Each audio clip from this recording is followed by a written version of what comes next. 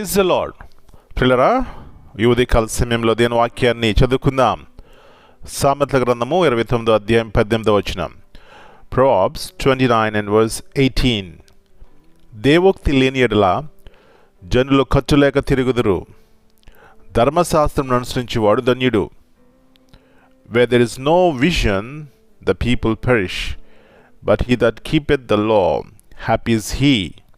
యేసు ప్రభువు యొక్క అతి శ్రేష్టమైన నామంలో ప్రియులారా, మీ అందరికీ శుభములు తెలియజేస్తున్నాను. మరి ఇక నూతన దినాన్ని దేవుని కృపను పొందుకోవడానికి మనకిచ్చినటువంటి గొప్ప జీవాన్ని బట్టి ఆయనకి కృతజ్ఞతాస్తులు చెల్లించుకుందాం. ప్రియులారా, ఈ యొక్క వాక్య పరిచర్య ద్వారా అనేక మంది మేలు పొందుతున్నారు అని వినడానికి నేను ఎంతో సంతోషిస్తున్నాను, దేవుని మహింపరుస్తున్నాను. అవునండి, దేవుని యొక్క మాట బలమైనది, శక్తి గలది. ఈ ఉదయకాల సమయంలో నీతో కూడా మాట్లాడుతున్నటువంటి మాట దేవుని యొక్క మాట. అందుకే దాన్ని ధ్యానించినట్లయితే దానిలో ఉన్నటువంటి మాధుర్యాన్ని మనం పొందుకుంటాం. తద్వారా ఎలాంటి శాంతి సమాధానంతో ప్రియులారా మనం ఉంటాం. కాబట్టి ఏమాత్రం నిర్లక్ష్యం చేయకుండా వాక్యమును ధ్యానించండి, దేవునితో సహవాసం చేయండి. ఎలాంటి మేలు ఆశీర్వాదము ప్రతిదినము మనము చూస్తామండి. కాబట్టి ఈ యొక్క విశ్వాసము, ఈ యొక్క బలమైనటువంటి ఆశ మనకున్నట్లయితే దేవుని యొక్క కార్యములు మన జీవితంలో చూస్తాం. ప్రియులారా, ఇక్కడ చూసినట్లయితే దేవోక్తి లేని ఎడల జనులు కట్టులేక తిరుగుదురు. అవునండి, దేవుని యొక్క మాట, దేవుని యొక్క బలిపీఠము, ప్రార్థన సహవాసము, దేవునితో సహవాసం అనేటువంటి కుటుంబంలో ప్రియులారా ఎలాంటి గొప్ప ఆశీర్వాదం పొందుకుంటారు. ఏమిటి ఆశీర్వాదం అంటే అన్ని సమయాల్లో కూడా వారు నిరీక్షణ కలిగి ఉంటారు. కష్టం వచ్చినా, నష్టం వచ్చినా, వ్యాధి వచ్చినా, బాధ వచ్చినా, నా దేవుడు నాతో ఉన్నాడు. అదండి దేవుని యొక్క మాట. దేవుని యొక్క మాట మన జీవితాల్లో, మన కుటుంబాల్లో, మన పిల్లల్లో ఉన్నట్లయితే ఎలాంటి నిరీక్షణ కలిగి వారు ఉంటారు. పరలోక సంబంధమైనటువంటి ఆనందంతో ఈ లోకంలో జీవిస్తాం. ప్రియులారా, ఈ గొప్ప కృప ఇవ్వడానికే యేసు ప్రభువారు ఈ లోకంలోకి వచ్చినారు. నీ కొరకు, నా కొరకు మరణించినారు. అంతమట్టుకే కాదు, ఆయన తిరిగి లేచి శుభప్రదమైనటువంటి నిరీక్షణ మనకిచ్చారు.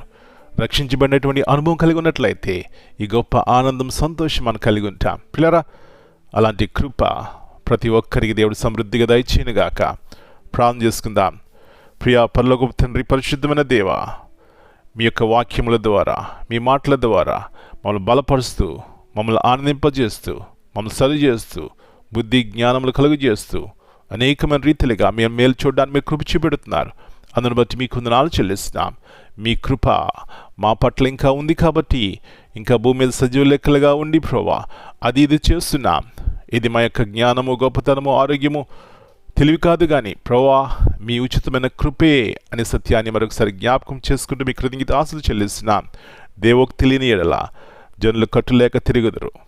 అవును ప్రభువా, దేవుని యొక్క మాట కుటుంబాల్లో లేకపోతే, సమాజంలో లేకపోతే, సంఘంలో లేకపోతే, వ్యక్తిగతంగా మా జీవితాలు లేకపోతే మా జీవితము ఇష్టానుసారంగా జీవించడానికి మేము ఇష్టపడతాం.